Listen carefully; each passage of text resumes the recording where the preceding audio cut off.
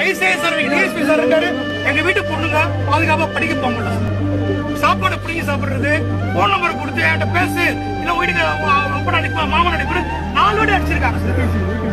மிரட்டுறான் sir, போன்ல பேசுன்றான். அப்போ நாங்க இப்பதான் படிக்க வந்திருக்கோம் சார். நாங்கெல்லாம் யாதோ ஒரு ஆடு பாடு பேச்சு இந்த வன்னியர் சமுதாயத்துல எல்லாரும் பெருசா படிக்கல சார். அவங்களும் விவசாயி தான் சார், மண்ணின் மைந்தர் தான் சார். எல்லாம் இப்பதான் 3rd ஜெனரேஷன், இப்பதான் படிக்கவே ஆரம்பிச்சிருக்கோம். குழந்தைய கஷ்டப்பட்டு படிக்க ஆரம்பிச்சா போக முடியல சார். அவர் வந்து இன்னைக்கு பேசுறாரு, எங்களுக்கு யாரும் தெரியாது சார். இன்னைக்கு ஃபர்ஸ்ட் டைம் பாக்குறோம் sir. Retired police sub inspector போலீஸ்ன்றாரு. அவரே வராப்பவே ஒரு 3 வருஷம் 40 வருஷம் சர்வீஸ் பண்ணவரு வயல மடைக்கு அடிக்கிறான். அப்ப அவர் என்ன விடுறா அப்படின்றான். ஒரு பொண்ணு படிக்க முடியல, எப்படி சார் எங்க வாழ்க்கையை நாங்க தேர்ந்தெடுக்குது? எங்க பிள்ளைங்க எப்படி படிக்குது சொல்லுங்க? எப்படி படிக்குது? நாங்களும் எவ்வளவு சார் பொறுமையா இருக்கோம். கொஞ்சம் கூட மனரீதியா சொல்லுங்க.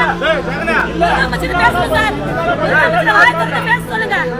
இந்த ஒரு நிகழ்ச்சியை தமிழ்நாடு ஃபுல்லா கொண்டு போங்க. எங்களுக்கு நியாயம் கிடைக்கணும். ஏழைப்பட்ட மக்கள் நாங்க அன்னாடு வேலை செஞ்சு அன்னாடு பிழைக்கிறவங்க.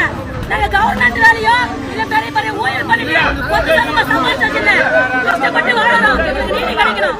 நீதி கிடைக்கிற வரைக்கும் நாங்க அவனை வாங்க மாட்டோம், அவனுக்கு கஷ்டம் நாங்க சொல்ல மாட்டோம். எங்களுக்கு நீதி கிடைக்கணும். நீதி கிடைச்சா மட்டும்தான் நாங்க போவோம்.